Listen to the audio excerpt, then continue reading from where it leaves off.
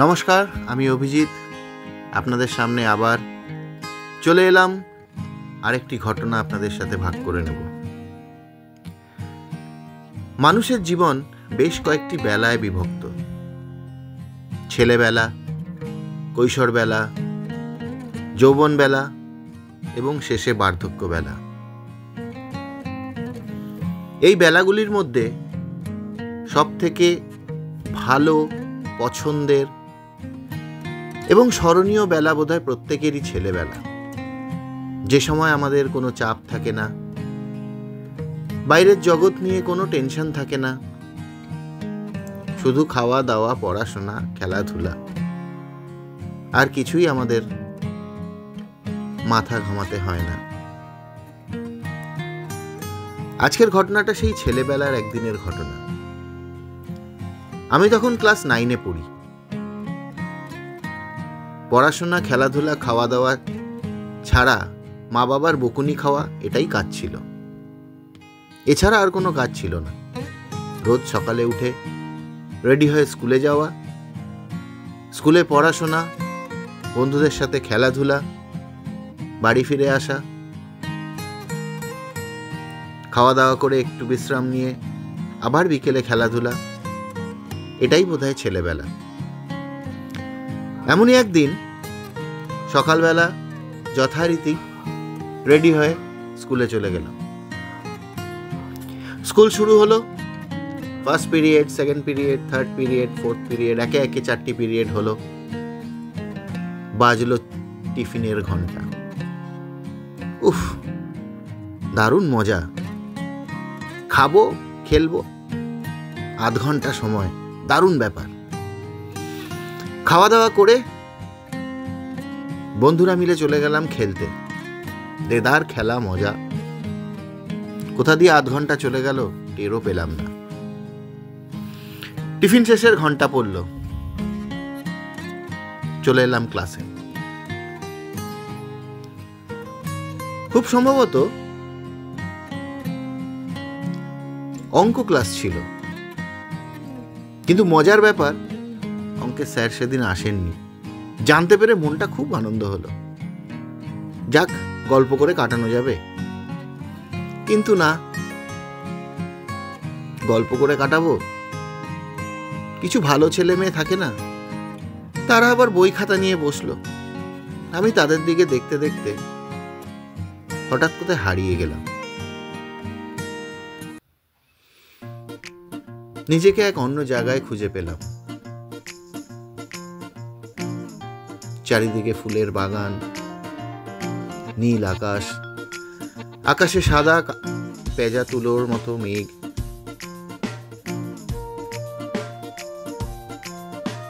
একটা অদ্ভুত জায়গা, অপরূপ সুন্দর প্রকৃতি। কিন্তু আর কাউকে দেখছি না। কোথায় গেল আমার সব বন্ধু বান্ধবগুলো? কেউ তো নেই। আমি একা। এদিক ওদিক তাকাই, শুধুই প্রকৃতির সৌন্দর্য। সবুজ ঘাস, নানা ধরনের ফুল, ফুলের ওপর ঘুরে বেড়াচ্ছে প্রজাপতি। কিন্তু আমার বন্ধুগুলোকে একটাকেও খুঁজে পাচ্ছি না। দেখি এদিক ওদিক কোথাও আছে বোধহয়। আমি এদিক ওদিক সেদিক খুঁজতে লাগলাম। কিছুটা এগিয়েই একটা ঝর্ণার আওয়াজ পেলাম। তিরতির তিরতির করে বয়ে চলেছে একটা ঝর্ণা।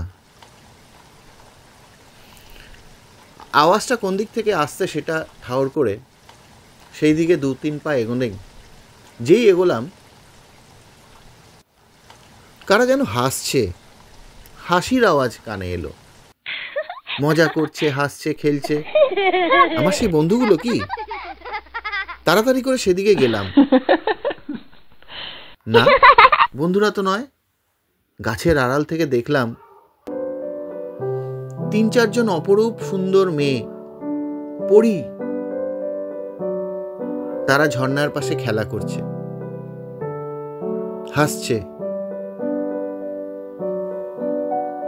এদিক ওদিক সেদিক ছোটাছুটি করছে। ভালোই লাগছিল দেখতে। আড়াল থেকে তাদের খেলা দেখতে থাকলাম। নিজেকে আড়াল করে রাখলাম যাতে আমাকে দেখতে না পায়। কিন্তু কি করে জানি না, তাদের মধ্যে সবচেয়ে ছোট এবং সবচেয়ে সুন্দর যে পরীটি ছিল, সে হঠাৎ আমার দিকে তাকালো। নিজেকে আড়াল করার আগেই সে আমাকে দেখে ফেলল।